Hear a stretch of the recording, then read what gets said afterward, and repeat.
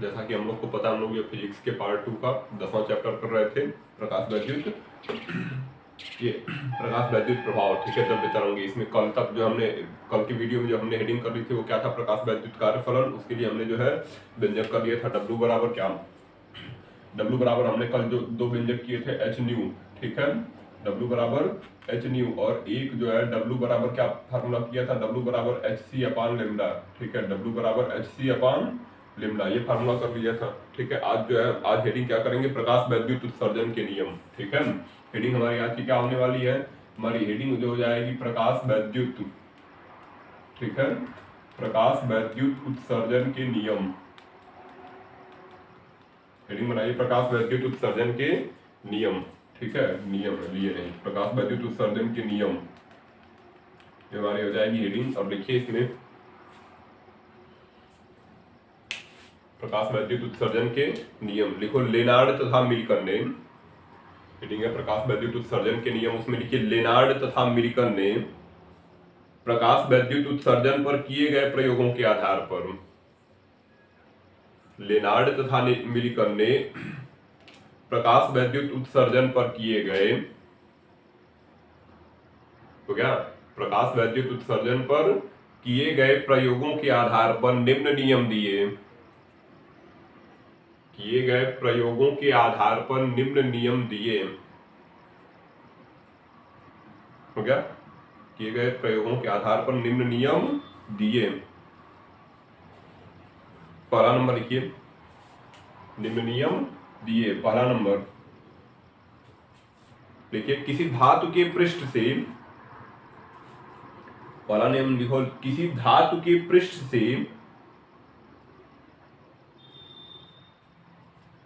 किसी धातु के पृष्ठ से प्रकाश इलेक्ट्रॉनों के उत्सर्जन की दर, किसी धातु के पृष्ठ से प्रकाश इलेक्ट्रॉनों के उत्सर्जन की दर, हो गया, उत्सर्जन की दर धातु के पृष्ठ पर आपतित प्रकाश की तीव्रता के,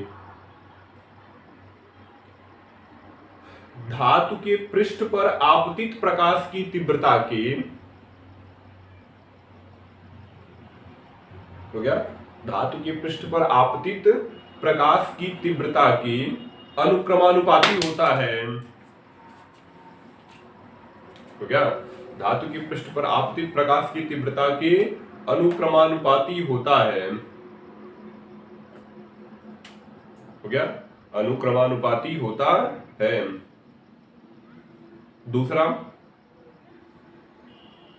दूसरा नंबर लिखिए, लिखो उत्सर्जित प्रकाश इलेक्ट्रॉनों की, नियम लिख लीजिए, फिर हम इसकी व्याख्या कर लेंगे, पर नियम को देख लेते हैं। लिखो दूसरा नंबर, उत्सर्जित प्रकाश इलेक्ट्रॉनों की अधिकतम गतिज ऊर्जा,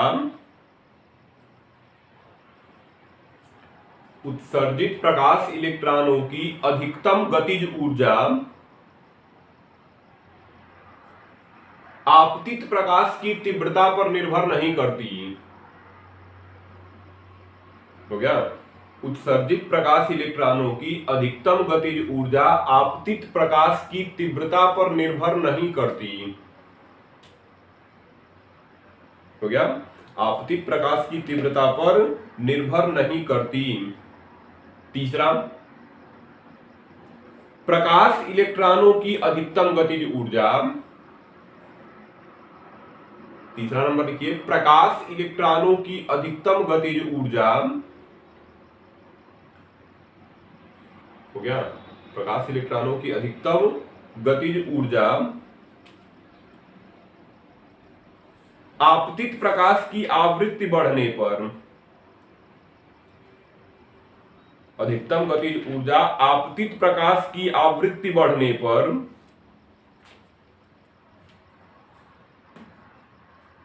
हो गया, आपतित प्रकाश की आवृत्ति बढ़ने पर बढ़ती है, हो गया, आपतित प्रकाश की आवृत्ति बढ़ने पर बढ़ती है। चौथा, चौथा नंबर लिखिए, यदि आपतित प्रकाश की आवृत्ति,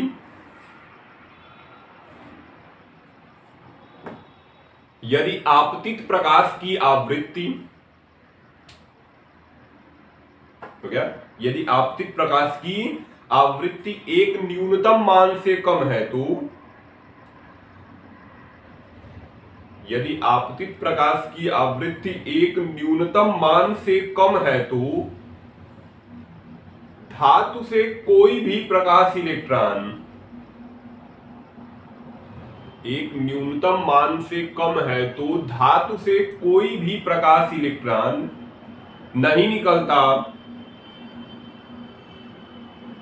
तो क्या, धातु से कोई भी प्रकाश इलेक्ट्रॉन नहीं निकलता। यह न्यूनतम आवृत्ति, यह न्यूनतम आवृत्ति, तो क्या, यह न्यूनतम आवृत्ति भिन्न भिन्न धातुओं के लिए, यह न्यूनतम आवृत्ति भिन्न भिन्न धातुओं के लिए भिन्न भिन्न होती है। तो क्या, यह न्यूनतम आवृत्ति भिन्न भिन्न धातुओं के लिए भिन्न भिन्न होती है। तो क्या, भिन्न भिन्न धातुओं के लिए भिन्न भिन्न होती है। पांचवा लिखो, पांचवा देखो, प्रकाश के धातु के पृष्ठ पर गिरते ही, प्रकाश के धातु के पृष्ठ पर गिरते ही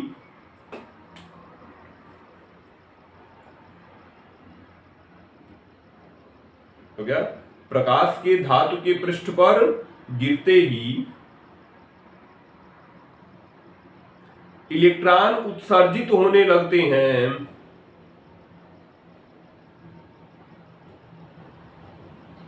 इलेक्ट्रॉन उत्सर्जित होने लगते हैं।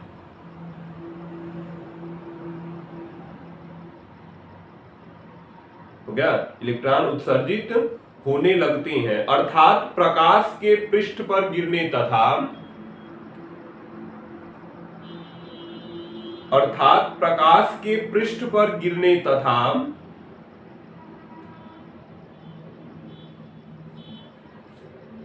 हो गया, अर्थात प्रकाश के पृष्ठ पर गिरने तथा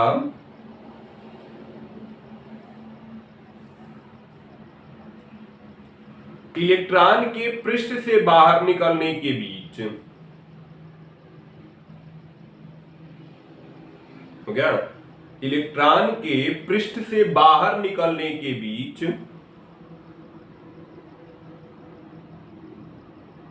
इलेक्ट्रॉन के पृष्ठ से बाहर निकलने के बीच कोई समय पश्चता नहीं होती, कोई समय पश्चता नहीं होती, चाहे प्रकाश की तीव्रता,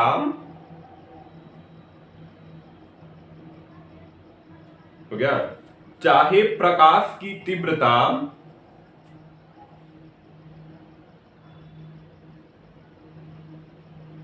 हो गया, चाहे प्रकाश की तीव्रता कितनी भी क्यों न हो, चाहे प्रकाश की तीव्रता कितनी भी क्यों न हो गया, चाहे प्रकाश की तीव्रता कितनी भी क्यों न हो। तो प्रकाश वैद्युत उत्सर्जन के कितने नियम थे? 5 नियम। पहला नियम क्या कह रहा है? देखिए, अगर मान लेते हैं ये धातु का पृष्ठ है, ठीक है, किसी धातु का यह क्या है?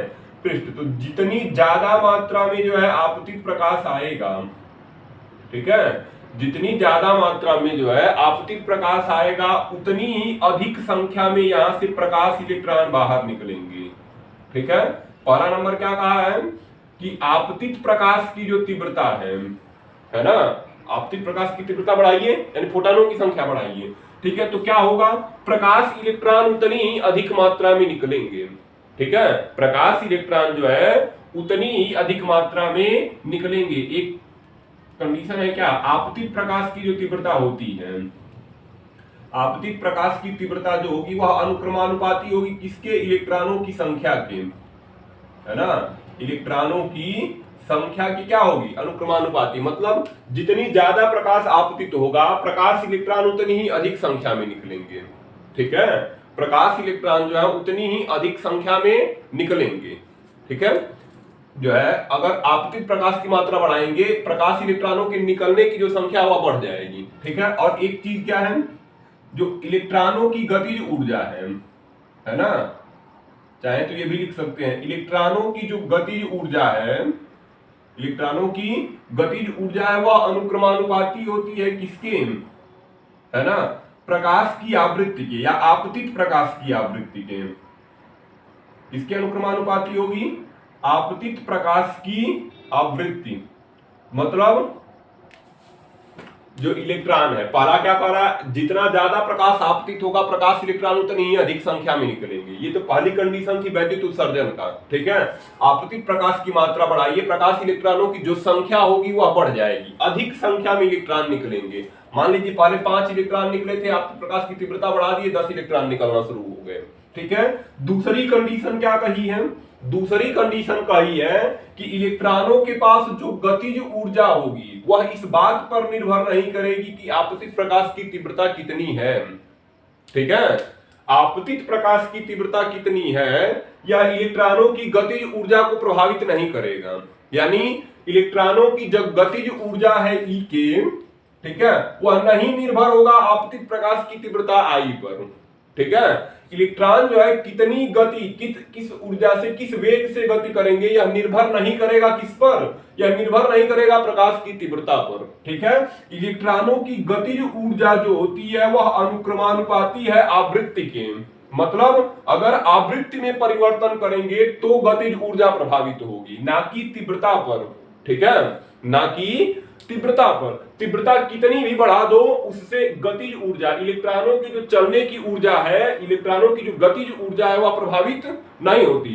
इलेक्ट्रॉनों की जो गतिज ऊर्जा है वह किससे प्रभावित होगी, आपतित प्रकाश की आवृत्ति से प्रभावित होगी। ठीक है, आपतित प्रकाश की आवृत्ति से प्रभावित होगी। अगर आवृत्ति बढ़ाएंगे तो इलेक्ट्रॉनों की गतिज ऊर्जा क्या हो जाएगी, बढ़ जाएगी, क्योंकि ई के बराबर सूत्र क्या है, ई के बराबर जो सूत्र होता है EV0, ई के बराबर EV0 होता है। ठीक है, इलेक्ट्रॉनों का सूत्र क्या है, E के बराबर EV0। हम यहाँ पे hc अपन लेमडा भी रखते हैं, h न्यू। ठीक है, जो प्रकाश वैद्युत कार्यफलन है वो किसके बराबर है, h न्यू के बराबर है। ठीक है, यह बदल जाएगा किसमें, गतिज ऊर्जा में। ठीक है, तो ध्यान रखिए आपतित प्रकाश की जो आवृत्ति होती है, आपतित प्रकाश की जो इलेक्ट्रॉनों की जो गतिज ऊर्जा होती है, दूसरी कंडीशन वैद्युत उत्सर्जन के नियम में क्या कह रहा है कि जो इलेक्ट्रॉनों की गतिज ऊर्जा है वह यह जो है आपतित प्रकाश की तीव्रता पर निर्भर नहीं करेगी। ठीक है, किस पर निर्भर करेगी, आपतित प्रकाश की आवृत्ति पर निर्भर करेगी।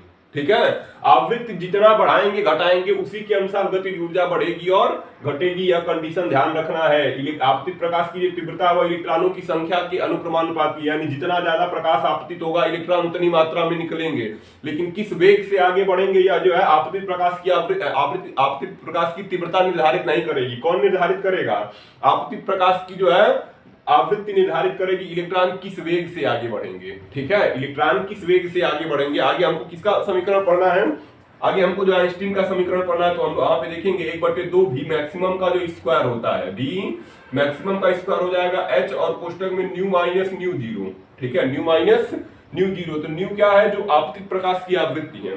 ठीक है, तो जो गतिज ऊर्जा है वह किस पर निर्भर है, आवृत्ति पर निर्भर है। इलेक्ट्रॉनों की गतिज ऊर्जा कितनी होगी, वैद्युत उत्सर्जन का तीसरा नियम कहता है कि अगर आपतित प्रकाश की जो आवृत्ति है वो गतिज ऊर्जा की क्या होती है, अनुक्रमानुपाती होती है। यानी आवृत्ति में परिवर्तन करने पर, घटाने या बढ़ाने पर इलेक्ट्रॉनों की गतिज ऊर्जा घटेगी या बढ़ेगी, ना कि आवृत्ति ये प्रकाश की तीव्रता बढ़ाने पर इलेक्ट्रॉनों की गतिज ऊर्जा पर कोई प्रभाव नहीं पड़ेगा। ठीक है, कोई प्रभाव नहीं पड़ेगा।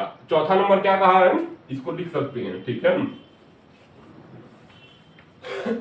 चौथा नंबर क्या कह रहा है, चौथा नंबर कह रहा है कि अगर जो आपतित प्रकाश हो रहा है इसकी आवृत्ति एक निश्चित आवृत्ति से कम है। ठीक है, जो प्रकाश गिर रहा है धातु के पृष्ठ पर, अगर इसकी आवृत्ति एक निश्चित आवृत्ति से कम है तो तीव्रता कितनी भी हो कोई भी इलेक्ट्रॉन बाहर ही नहीं आएंगे। ठीक है, जिस निश्चित आवृत्ति की बात हो रही है उसे हम कौन सी आवृत्ति बोलते हैं, उसे हम देहली आवृत्ति बोलते हैं। कौन सी आवृत्ति बोलेंगे, देहली आवृत्ति। तो कंडीशन क्या है, जो आपतित प्रकाश है उसकी आवृत्ति देहली आवृत्ति से अधिक होनी चाहिए, नहीं तो तीव्रता कितनी भी बढ़ा दो, अगर जो है आपतित प्रकाश की आवृत्ति देहली आवृत्ति से कम है तो कोई भी प्रकाश इलेक्ट्रॉन बाहर नहीं आएंगे। आवृत्ति चाहे ये तीव्रता चाहे कितनी भी अधिक कर दी जाए। ठीक है, कोई भी प्रकाश इलेक्ट्रॉन बाहर नहीं आएंगे। कब तक? जब तक कि जो है आपतित प्रकाश की आवृत्ति देहली आवृत्ति से अधिक ना हो जाए। ठीक है, ये चौथी कंडीशन है। पांचवी कंडीशन क्या कह रहा है? पांचवी कंडीशन कहता है कि जो ही एक निश्चित आवृत्ति से अधिक का प्रकाश जो है धातु के पृष्ठ पर आपतित होता है।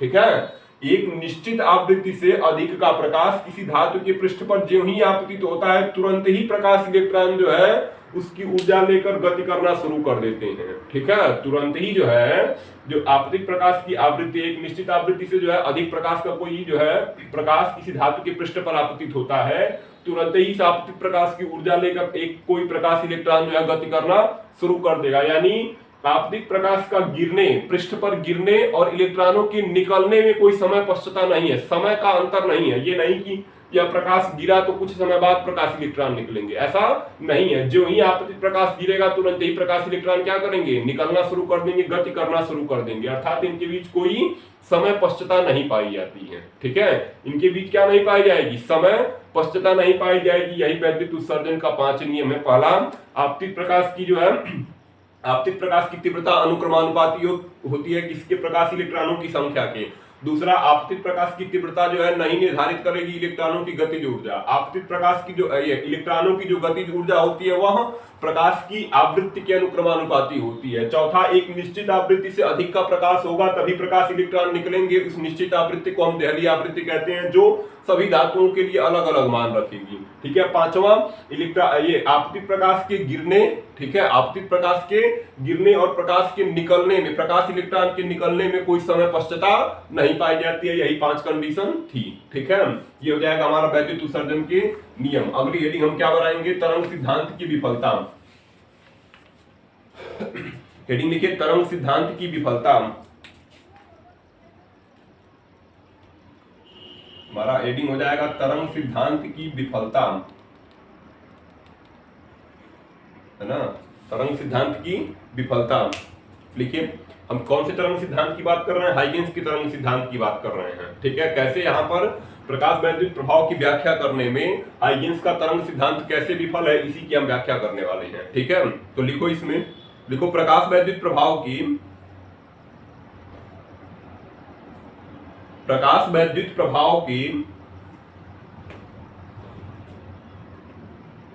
हो गया, प्रकाश वैद्युत प्रभाव की अभिलक्षणों की व्याख्या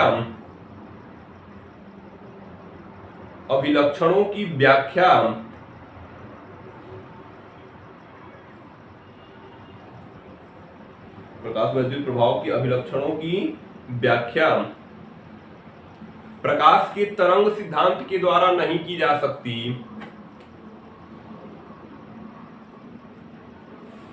प्रकाश के तरंग सिद्धांत के द्वारा नहीं की जा सकती।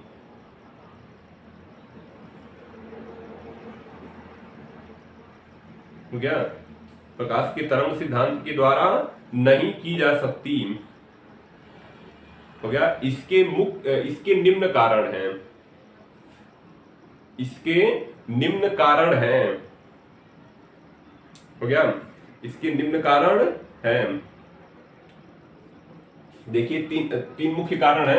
पहला जो तरंग सिद्धांत है, तरंग सिद्धांत क्या कहता है? तरंग सिद्धांत की हम व्याख्या कर देते हैं। अब इसके आधार पर हम कैसे कहेंगे कि ये तरंग सिद्धांत व्याख्या नहीं कर पा रहा। तरंग सिद्धांत ने कहा कि अगर वैद्युत, ठीक है, कौन सा? ये प्रकाश वैद्युत प्रभाव, इसको हम लिख सकते हैं प्रकाश वैद्युत प्रभाव, है ना? तो हम तरंग सिद्धांत कर रहा है प्रकाश वैद्युत प्रभाव के लिए, प्रकाश वैद्युत प्रभाव के लिए जो है, ठीक है, आपतित प्रकाश की तीव्रता, आपतित प्रकाश की, हम तरंग सिद्धांत लिख रहे हैं तीनों जो गलत सिद्ध हो रहे हैं। ठीक है, प्रकाश वैद्युत प्रभाव के लिए आपतित प्रकाश की जो तीव्रता होती है, ठीक है, वह जो है एक निश्चित तीव्रता से अधिक होनी चाहिए। ठीक है, एक निश्चित तीव्रता से अधिक होनी चाहिए। हो गया, निश्चित तीव्रता से क्या होनी चाहिए? अधिक होनी चाहिए, है ना?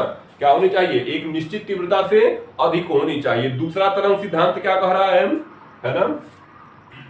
दूसरा, तीव्रता बढ़ाने पर इलेक्ट्रॉनों के उत्सर्जन की दर बढ़ जाती है। इलेक्ट्रॉनों की गतिज ऊर्जा बढ़ जाती है। ठीक है, इलेक्ट्रॉनों की गतिज ऊर्जा बढ़ जाती है। ठीक है, गतिज ऊर्जा बढ़ जाती है। यह तरंग सिद्धांत की व्याख्या है। अभी हम इसको गलत साबित सिद्ध करेंगे, कैसे गलत सिद्ध है। ठीक है, तीसरा, आपतित प्रकाश के गिरने,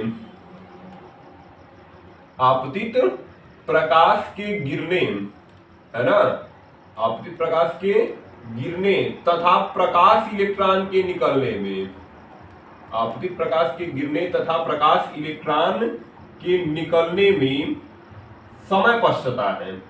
ठीक है, मोटा जो है हम लिख सकते हैं समय पश्चता होती है। ठीक है, समय पश्चता होती है।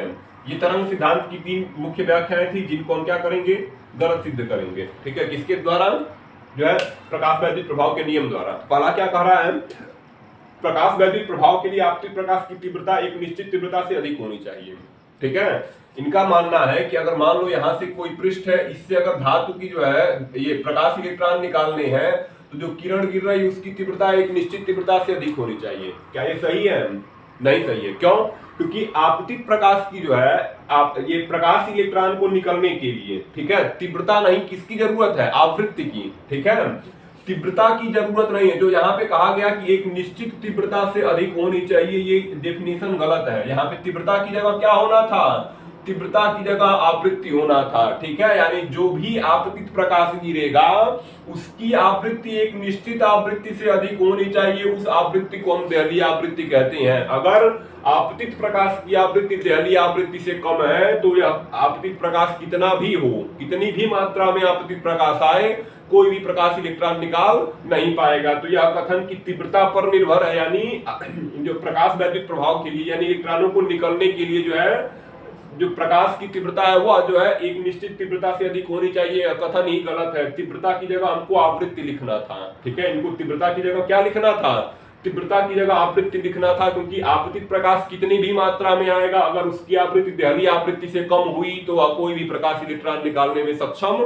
नहीं होगा। इस प्रकार यह सिद्धांत इनका गलत हुआ। दूसरा, तीव्रता बढ़ाने पर इलेक्ट्रॉन की गतिज ऊर्जा बढ़ जाती है। अभी हमने प्रकाश वैद्युत प्रभाव में ही नियम में देखा क्या, कि गतिज ऊर्जा जो होती है, इलेक्ट्रॉनों की गतिज ऊर्जा जो होगी वह तीव्रता पर निर्भर नहीं करती, बल्कि किस पर निर्भर करती है, आवृत्ति पर। ठीक है, आपतित प्रकाश, ये इलेक्ट्रॉनों की जो गतिज ऊर्जा होगी वह आपतित प्रकाश की तीव्रता कितनी भी बढ़ा दो कोई फर्क नहीं पड़ेगा। इलेक्ट्रॉनों की जो है आवृत्ति, ये इलेक्ट्रॉनों की गतिज ऊर्जा प्रकाश की आवृत्ति पर निर्भर करती है, ना कि तीव्रता पर। इस प्रकार ये जो है दूसरा सिद्धांत भी क्या हुआ, गलत हुआ। तीसरे सिद्धांत में यह कह रहे हैं जब प्रकाश गिरता है तो बड़े क्षेत्रफल पर गिरेगा, तो पहले इलेक्ट्रॉन क्या करेंगे, इलेक्ट्रॉन धीरे धीरे ऊर्जा लेंगे। जब उनकी ऊर्जा जो है क्या हो जाएगी, प्रकाश वैद्युत कार्य फलन के बराबर हो जाएगी, फिर इलेक्ट्रॉन निकलेंगे।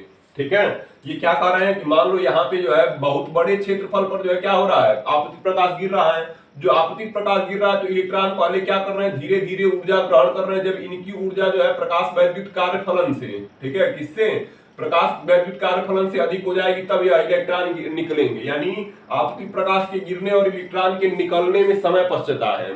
ठीक है, समय का अंतर है। आपतित प्रकाश जो गिरा तुरंत इलेक्ट्रॉन नहीं निकल रहे। कौन कह रहा है, तरंग सिद्धांत। जबकि हमने पीछा अभी उत्सर्जन का नियम क्या पढ़ा, कि कोई समय पश्चता नहीं पाई जाती अगर जो है कोई आपतित प्रकाश एक निश्चित आवृत्ति से अधिक का आयाम, ठीक है, यानी जो है कोई प्रकाश जो है जिसकी आवृत्ति न्यू है, अगर उसकी आवृत्ति जो है देहली आवृत्ति से अधिक हुई, तुरंत ही इलेक्ट्रॉन जो है आपतित प्रकाश की ऊर्जा को ग्रहण करेंगे और तुरंत ही बाहर निकलेंगे। नहीं, समय पश्चता नहीं पाई जाती। लगभग 10⁻⁹ सेकंड का ही अंतर होता है, जो बहुत छोटा है। कितने अंतर है, 10⁻⁹ सेकंड का अंतर, अर्थात समय पश्चता नहीं पाई जाती। तो जो हाइगेंस ने तरंग सिद्धांत में कहा था कि आपतित प्रकाश के निकलने और आपतित प्रकाश के गिरने और इलेक्ट्रॉन के निकलने में समय पश्चता होती है, यह कथन क्या हो गया, यह कथन गलत हो गया कि इलेक्ट्रॉन जो है समय पश्चता पर नहीं निकलते बल्कि तुरंत निकल जाते हैं। यही क्या था, यही जो है 3 नियम था तरंग सिद्धांत को विफल सिद्ध करने के लिए। ठीक है, तो तीनों नियम लिख लीजिए। लिखिए पहला ही को, यदि प्रकाश तरंग के रूप में, पहला नंबर लिखेंगे नियम में, यदि प्रकाश तरंग के रूप में है तो, यदि प्रकाश तरंग के रूप में है तो प्रकाश की तीव्रता बढ़ने पर, यदि प्रकाश तरंग के रूप में है तो प्रकाश की तीव्रता बढ़ने पर तरंगों का आयाम प्रकाश की तीव्रता बढ़ने पर तरंगों का आयाम और इस कारण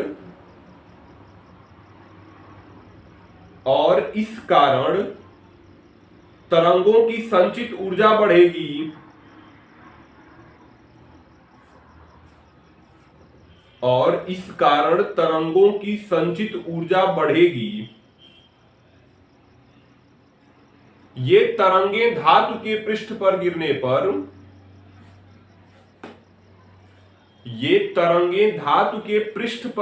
पर धातु के इलेक्ट्रॉनों को अधिक ऊर्जा प्रदान करेंगी। धातु के इलेक्ट्रॉनों को अधिक ऊर्जा प्रदान करेंगी जिससे उत्सर्जित प्रकाश इलेक्ट्रॉनों की ऊर्जा हो गया, जिससे उत्सर्जित प्रकाश इलेक्ट्रॉनों की ऊर्जा बढ़ेगी। ये कौन कह रहा है? तरंग सिद्धांत कह रहा है ना। उत्सर्जित प्रकाश इलेक्ट्रॉनों की ऊर्जा बढ़ेगी, परंतु यह प्रायोगिक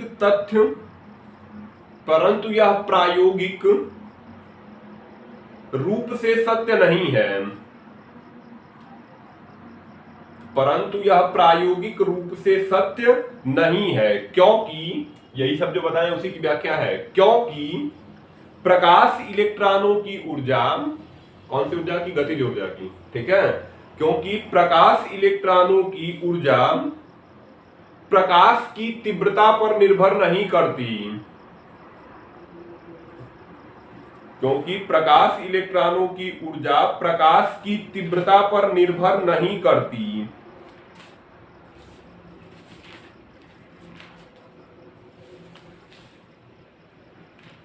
हो गया?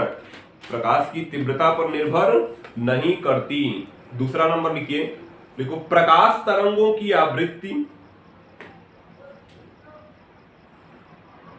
दूसरा क्या कर रहा है? प्रकाश तरंगों की जो आवृत्ति है कुछ भी हो लेकिन तीव्रता पर निर्भर है। तरंग सिद्धांत यह कह रहा है, लेकिन यह अधिनियम सत्य नहीं है। तो पहले तरंग सिद्धांत लिखेंगे, फिर उसका जो है विरोध करेंगे, ठीक है, उसके विपरीत तथ्य देंगे। तो लिखो प्रकाश तरंगों की आवृत्ति कुछ भी हो,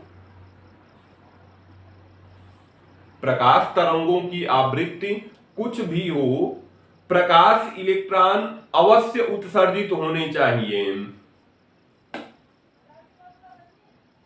प्रकाश इलेक्ट्रॉन अवश्य उत्सर्जित होने चाहिए, बशर्ते प्रकाश में उतनी तीव्रता है, बशर्ते प्रकाश में उतनी तीव्रता है जिससे कि वह धातु के इलेक्ट्रॉन को, जिससे कि वह धातु के इलेक्ट्रॉन को आवश्यक ऊर्जा प्रदान कर सके, जिससे कि वह धातु के इलेक्ट्रॉन को आवश्यक ऊर्जा प्रदान कर सके। तो क्या देखो, परंतु प्रयोगों से यह सिद्ध है कि, उसका विपरीत तथ्य हम दे रहे हैं। अभी तक तरंग सिद्धांत था, अब उसका विपरीत तथ्य देंगे क्यों गलत हुआ, ठीक है। तो लिखिए परंतु प्रयोगों से यह सिद्ध होता है कि, परंतु प्रयोगों से यह सिद्ध होता है कि यदि प्रकाश की आवृत्ति, तो क्या प्रयोगों से यह सिद्ध होता है कि यदि प्रकाश की आवृत्ति एक न्यूनतम मान से कम है तो, यदि प्रकाश की आवृत्ति एक न्यूनतम मान से कम है तो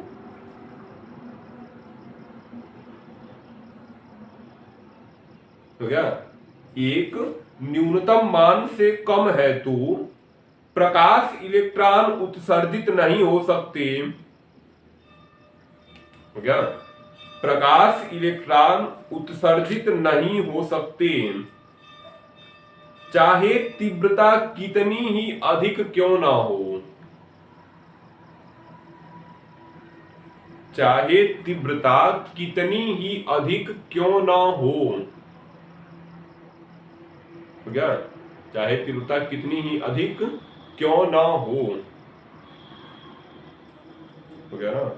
तीसरा, तीसरा नंबर लिखिए, देखो प्रकाश तरंगों द्वारा संचरित ऊर्जा, प्रकाश तरंगों द्वारा संचरित ऊर्जा किसी एक इलेक्ट्रॉन को न मिलकर, हो गया, प्रकाश तरंगों द्वारा संचरित ऊर्जा किसी एक इलेक्ट्रॉन को न मिलकर प्रकाशित क्षेत्रफल में उपस्थित, किसी एक इलेक्ट्रॉन को न मिलकर प्रकाशित क्षेत्रफल में उपस्थित सभी इलेक्ट्रॉनों में वितरित होगी, हो गया, सभी इलेक्ट्रॉनों में वितरित होगी। अतः इलेक्ट्रॉनों को उत्सर्जित होने के लिए, अतः इलेक्ट्रॉनों को उत्सर्जित होने के लिए आवश्यक संचित ऊर्जा, आवश्यक ऊर्जा संचित करने में, उत्सर्जित होने के लिए आवश्यक ऊर्जा संचित करने में कुछ समय लग जाएगा, आवश्यक ऊर्जा संचित करने में कुछ समय लग जाएगा, तो क्या, परंतु तरंग सिद्धांत क्या कर रहा है, समय पश्चता होगी, कुछ समय लगेगा, ठीक है। लेकिन हम क्या देखें, उत्सर्जन के नियम में कोई समय पश्चता नहीं होती, इलेक्ट्रॉन तुरंत ही जो ऊर्जा ग्रहण करेंगे और बाहर निकल जाएंगे। लिखिए, परंतु प्रयोगों से यह सिद्ध होता है कि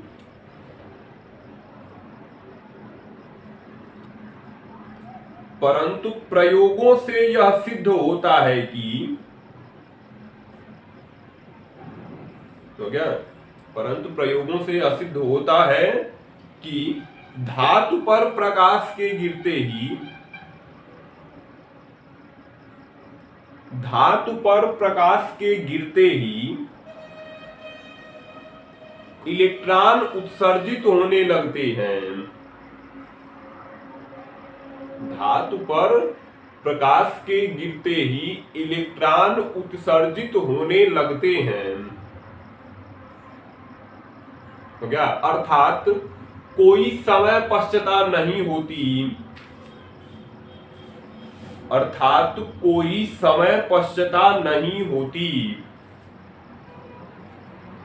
तो क्या, अर्थात कोई समय पश्चता नहीं होती। लिखे, कोई समय पश्चता नहीं होती। अगली हेडिंग लिखिए, ये हो गया हमारा क्या, तरंग सिद्धांत की विफलताएं, ठीक है ना, तरंग सिद्धांत की विफलताएं हो गया। अगली हेडिंग लिखें,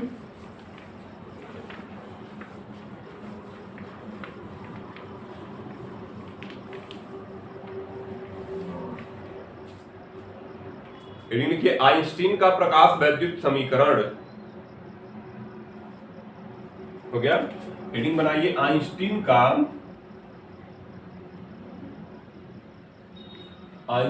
का प्रकाश वैद्युत समीकरण,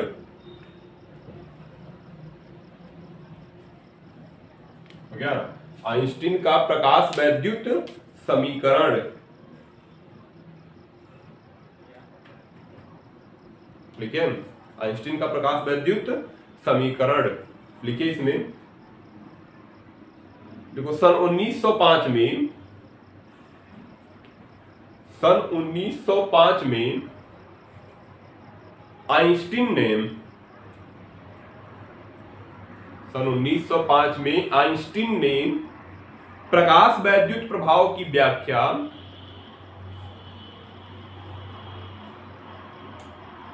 सन 1905 में आइंस्टीन ने प्रकाश वैद्युत प्रभाव की व्याख्या, हो गया, प्रकाश वैद्युत प्रभाव की व्याख्या प्लांक के क्वांटम सिद्धांत के आधार पर की, प्लांक के क्वांटम सिद्धांत के आधार पर की, हो गया। इस सिद्धांत के अनुसार, प्लांक के क्वांटम सिद्धांत के आधार पर कि इस सिद्धांत के अनुसार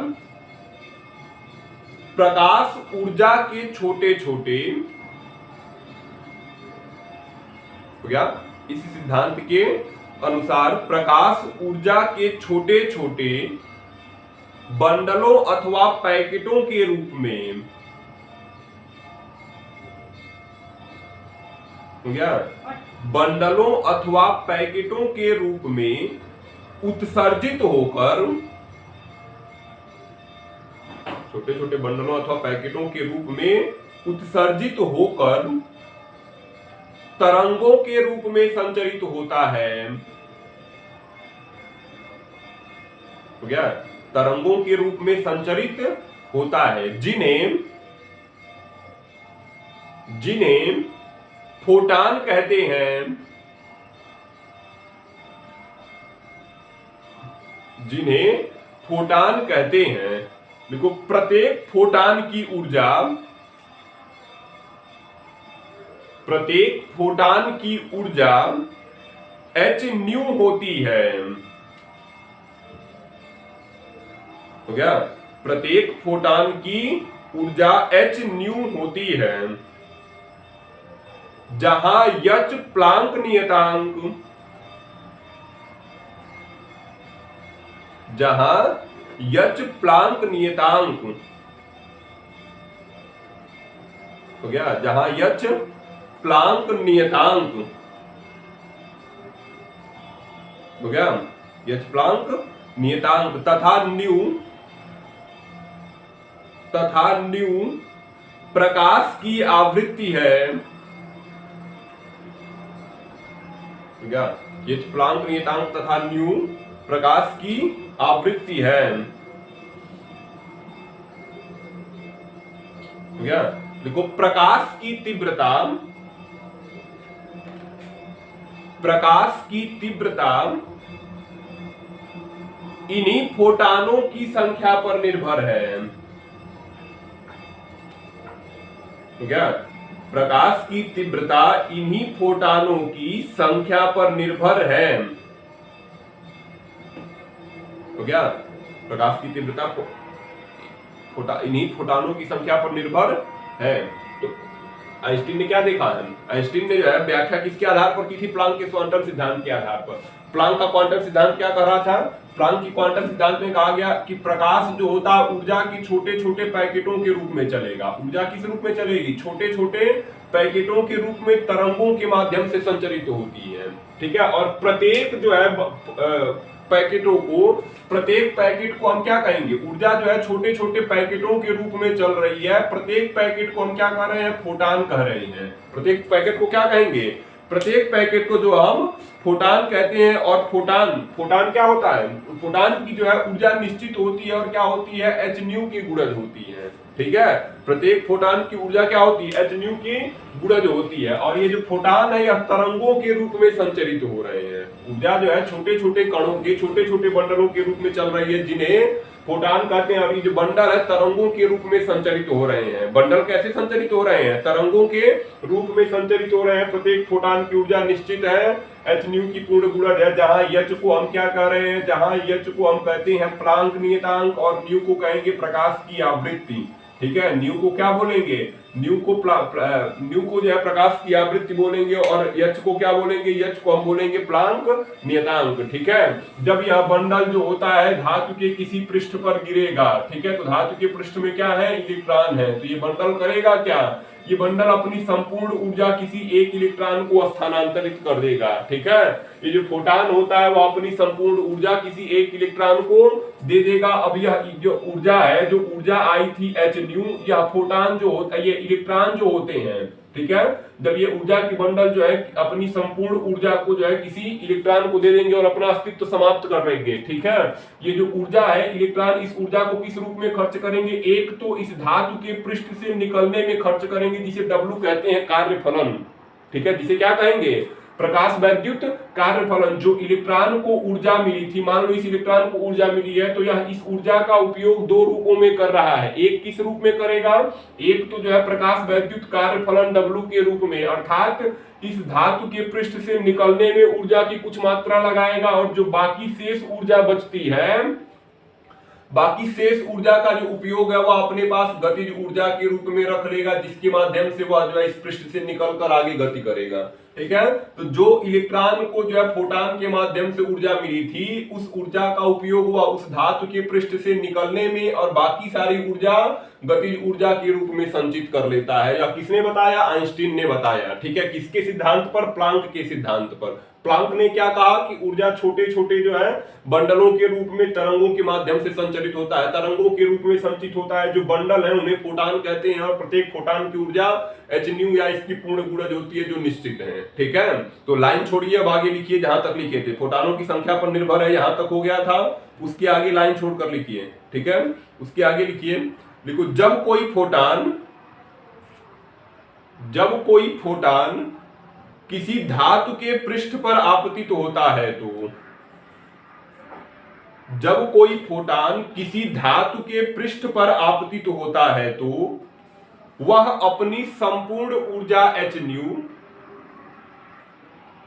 जब कोई फोटॉन किसी धातु के पृष्ठ पर आपतित होता है, तो वह अपनी संपूर्ण ऊर्जा hν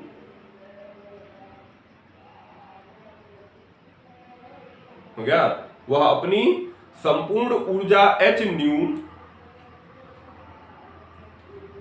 धातु के भीतर उपस्थित,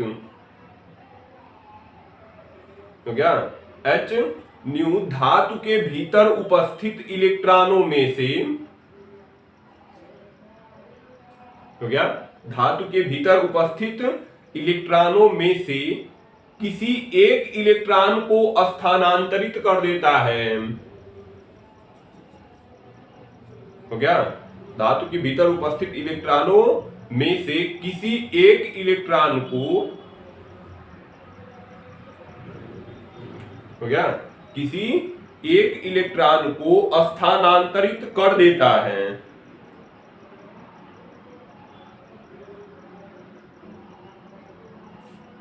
हो गया, किसी एक इलेक्ट्रॉन को स्थानांतरित कर देता है, और उसका स्वयं का अस्तित्व समाप्त हो जाता है। जो बंडल आए थे वह इनको ऊर्जा स्थानांतरित किया, अपना अस्तित्व समाप्त कर लिया। ठीक है, अपना अस्तित्व क्या करेगा, समाप्त कर लिया, उसका स्वयं का अस्तित्व समाप्त हो जाता है। लिखो, इस ऊर्जा का कुछ भाग इलेक्ट्रॉन, इस ऊर्जा का कुछ भाग इलेक्ट्रॉन, हो गया, इस ऊर्जा का कुछ भाग इलेक्ट्रॉन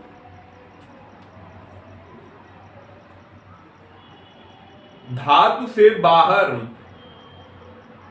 हो गया, इस ऊर्जा का कुछ भाग इलेक्ट्रॉन धातु से बाहर निकलने में व्यय कर देता है। हो गया, धातु से बाहर निकलने में व्यय कर देता है, तथा शेष ऊर्जा,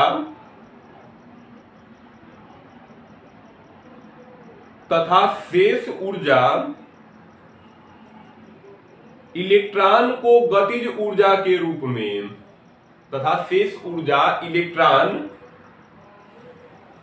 हो गया, को गतिज ऊर्जा के रूप में मिल जाती है।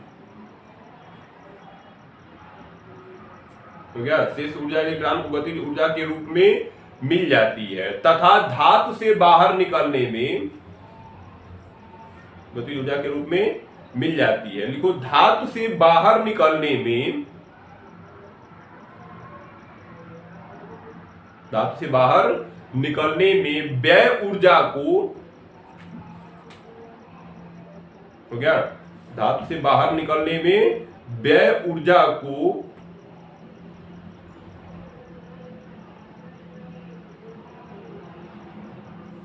हो गया, धातु से बाहर निकलने में व्यय ऊर्जा को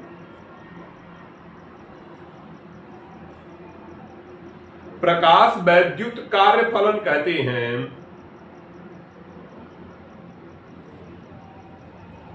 हो गया, प्रकाश वैद्युत कार्य फलन कहते हैं।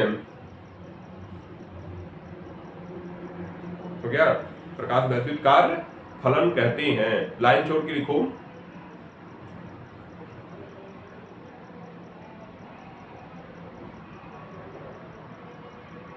लिखिए, लाइन छोड़ के लिखिए, लिखो माना, लाइन छोड़िए और लिखिए माना धातु के पृष्ठ से उत्सर्जित, माना धातु के पृष्ठ से उत्सर्जित प्रकाश इलेक्ट्रॉनों की, धातु के पृष्ठ से उत्सर्जित प्रकाश इलेक्ट्रॉनों की गतिज ऊर्जा ईके है। हो गया, धातु के पृष्ठ से उत्सर्जित प्रकाश इलेक्ट्रॉनों की गतिज ऊर्जा ईके है। तथा प्रकाश इलेक्ट्रॉन को धातु से बाहर निकालने के लिए, तथा प्रकाश इलेक्ट्रॉन को धातु से बाहर निकालने के लिए, हो गया, प्रकाश इलेक्ट्रॉन को धातु से बाहर निकालने के लिए आवश्यक ऊर्जा W है।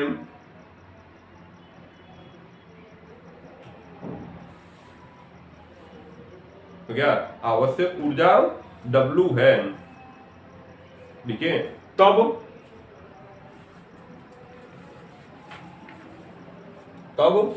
उपरोक्त व्याख्या के अनुसार, ध्यान रखिए, उपरोक्त व्याख्या के अनुसार, है ना, उपरोक्त व्याख्या के अनुसार कितनी ऊर्जा आई थी? h न्यू ऊर्जा। ठीक है, कितनी ऊर्जा आई है? h न्यू ऊर्जा। W ऊर्जा उसने क्या कर दी? W ऊर्जा उसने जो है धातु से बाहर निकलने में, ठीक है, W ऊर्जा जो है h न्यू ऊर्जा आई है, W ऊर्जा इस धातु से बाहर निकलने में खर्च कर दी। बाकी जो बची ऊर्जा है ईके व गतिज ऊर्जा के रूप में रख ली। ठीक है, तो W प्लस कितना हो जाएगा? ईके। W प्लस कितना हो जाएगा? W प्लस ईके हो जाएगा। तो ईके बराबर निकालेंगे तो ईके बराबर हो जाएगा h न्यू और माइनस कितना हो जाएगा? h new minus W। चूंकि हम पीछे पढ़ चुके हैं W बराबर क्या होता है? W बराबर h न्यू 0, जिसे हम प्रकाश वैद्युत कार्य फलन कहते हैं। जिसे क्या कहेंगे? प्रकाश वैद्युत कार्य फलन। इस प्रकार जो है ईके बराबर जो फार्मूला आएगा वह कितना आएगा? ईके बराबर हम लिख सकते हैं यहाँ पर h न्यू और माइनस W की जगह क्या करेंगे? h न्यू 0 कर देंगे तो कॉमन क्या हो जाएगा? h को कॉमन कर लिए तो हो गया न्यू माइनस न्यू 0। ठीक है, न्यू माइनस न्यू 0 किसके बराबर आया? इलेक्ट्रॉनों की गतिज ऊर्जा के बराबर आया। ठीक है, किसके बराबर आ गया? इलेक्ट्रॉनों की गतिज ऊर्जा के बराबर आ गया। इस प्रकार ये हमारा क्या हो जाएगा? ये हमारा व्यंजक हो जाएगा। ई के बराबर क्या होगा? h और कोष्टक में न्यू माइनस न्यू 0। अब हम यहाँ पे इंडिकेट लिखेंगे क्या?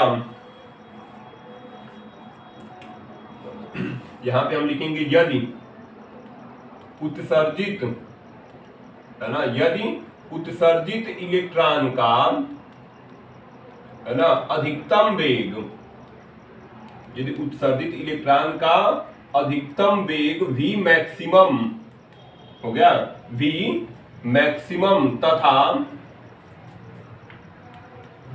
इलेक्ट्रॉन का द्रव्यमान, इलेक्ट्रॉन का द्रव्यमान यम हो तो, ठीक है, इलेक्ट्रॉन का द्रव्यमान यम हो तो हमको पता है क्या? गतिज ऊर्जा के बराबर सूत्र होता है 1/2 यम v स्क्वायर। ठीक है, तो हमने गतिज ऊर्जा यहाँ पे ई के माना था तो हम यहाँ पे क्या लिखेंगे? ई के बराबर हो जाएगा 1/2 यम v मैक्सिमम का स्क्वायर। ठीक है, 1/2 यम v मैक्सिमम का स्क्वायर। इस प्रकार जो है फार्मूला क्या आ जाएगा? यहाँ पे हो जाएगा 1/2 v मैक्सिमम का स्क्वायर। ठीक है, v मैक्सिमम का स्क्वायर और बराबर कितना आ जाएगा? h और कोष्टक में हो जाएगा न्यू माइनस न्यू 0। ठीक है, न्यू माइनस न्यू 0। इस प्रकार ये जो है हमारा क्या हो जाएगा? इस प्रकार ये जो है हमारा फार्मूला हो जाएगा। ठीक है, इस प्रकार क्या हो जाएगा फार्मूला? 1/2 यम v मैक्सिमम का स्क्वायर बराबर h और न्यू माइनस न्यू 0। ठीक है, अब हम चूंकि क्या जानते हैं,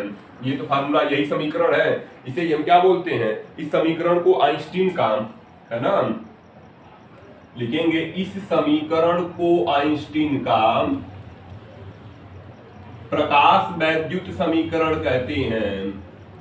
ठीक है, प्रकाश वैद्युत समीकरण कहते हैं, इंपॉर्टेंट है। ठीक है, इस समीकरण को हम क्या कहेंगे, आइंस्टीन का प्रकाश वैद्युत समीकरण। ये हेडिंग ही इंपॉर्टेंट है, मोस्ट इंपॉर्टेंट हेडिंग है ये। ठीक है, इस समीकरण को हम क्या कर रहे हैं, आइंस्टीन का प्रकाश वैद्युत समीकरण कहते हैं। चूंकि हमको क्या पता है, हम जानते हैं C बराबर क्या होता है, C बराबर हो जाएगा न्यू आवृत्ति। ठीक है, चूंकि हमको क्या पता है, चाल बराबर जो सूत्र होता है, प्रकाश की चाल बराबर सूत्र हो जाएगा आवृत्ति और गुणे कितना, आवृत्ति गुणे हो जाएगा तरंग दैर्ध्य, आवृत्ति गुणे तरंग दैर्ध्य। तो C बराबर हो जाएगा न्यू इंटू लेमडा। तो न्यू बराबर क्या हो जाएगा, न्यू बराबर C बटे लेमडा। ठीक है, तो न्यू जीरो बराबर क्या होगा, न्यू जीरो बराबर हो जाएगा C बटे लेमडा जीरो। इस प्रकार ये जो है न्यू और न्यू जीरो का मान यहाँ पे रखेंगे। ठीक है, न्यू और न्यू जीरो का मान क्या करेंगे, यहाँ पे न्यू और न्यू जीरो का मान रख देंगे। तब क्या हो जाएगा, तब हो जाएगा 1/2 V मैक्सिमम का स्क्वायर। ठीक है, V मैक्सिमम का स्क्वायर बराबर H, और न्यू की जगह हम क्या लिखेंगे, न्यू की जगह लिख देंगे C बटे लेमडा और माइनस C बटे लेमडा। जीरो कॉमन कर लेंगे किसको, तो हो जाएगा 1/2 V मैक्सिमम का स्क्वायर बराबर H। C कॉमन कर लिए तो हो जाएगा कोष्टक में 1 बटे लेमडा और माइनस हो जाएगा हमारा कितना, 1 बटे लेमडा जीरो। इस प्रकार ये फार्मूला जो है तरंग दैर्ध्य के पदों में भी हम प्राप्त कर लेंगे। ठीक है, ये फार्मूला किसके पदों में प्राप्त कर लेंगे, तरंग दैर्ध्य के पदों में भी हम इस फार्मूले को प्राप्त कर लिए, तो इसको लिख लेंगे। ठीक है, और आगे कल करेंगे।